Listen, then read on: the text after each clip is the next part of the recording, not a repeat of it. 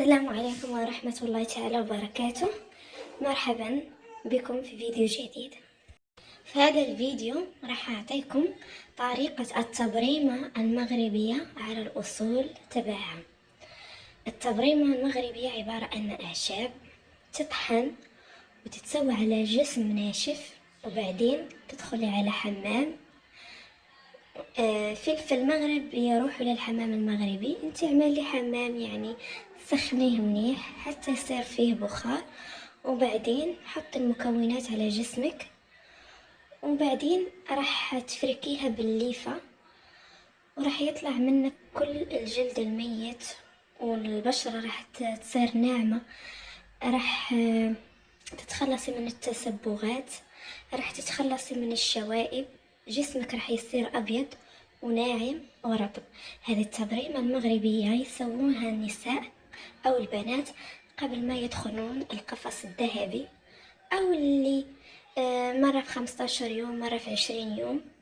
أكيد عنده فوائد كتيرة، وعبارة عن مكونات كلها مواد بتساعدك على التفتيح والترطيب، وبتساعدك على أن تحسي بالنعومة، وفيها مواد تخلي البشرة وردية. عبارة عن يعني بس راح أعطيك شوية من بعض المكونات. عندك أرز، يعني دقيق الأرز ودقيق الحمص ودقيق الصدر، يعني هذه يعني كل هذه المواد بتدقيها يعني انت لحالك. وعرق السوس، يعني انت بتشوفي في الفيديو كم طريقة، يعني كيف انت ممكن انك تضاعفي الكمية، ممكن انك تقلي. والخزامة والورد وعرق السوس والبابونج، وكل هذه المكونات والزعتر كمان. وفي حتى الكركدية مطحونة، والنيلة المغربية اللي بتجينا من الصحراء المغربية على أصولها، ريحتها تجنن.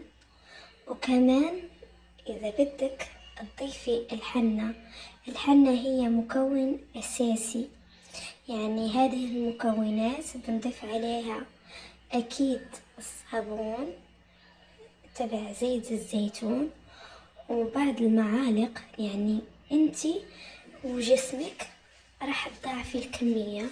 وعصير الليمون والمي الدافية، ونخلي هذا الخليط يتجانس مع بعضه، وكل ما تجانس كل ما يعطي كل واحد مكون يعطي إفكت ويعطي نتيجة. يعني أنا هذه الوصفات الطبيعية بقولها وبعيدها مع التكرار بتسوي نتيجة، مو من أول استعمال. يعني شوفي صديقتك قبل ما تسوي أي شي في وجهك، من بعد 15 يوم 20 يوم، وقابليها راح تلاقي الفرق فيكي. مو من أول استعمال راح تلاقي النتيجة، لأنها مو مواد كيماوية أو مواد كيماوية تجميلية، هي مواد طبيعية تبغي المداومة، وتبغي الوحدة إذا بدها تكون في عرس مقبلة على عرس أنها تعمل مدة شهر شهرين وهي بتسوي هذا الخلطات، لا يجي عرسها تلقى تكون في أحسن حلة. وحتى البنات اللي بيدرسوا وبتعمل، هذه هي الوصفة الخطيرة المغربية التبريمة على حقها وأصولها. وشكرا على مشاهدة الفيديو من الأول إلى الآخر.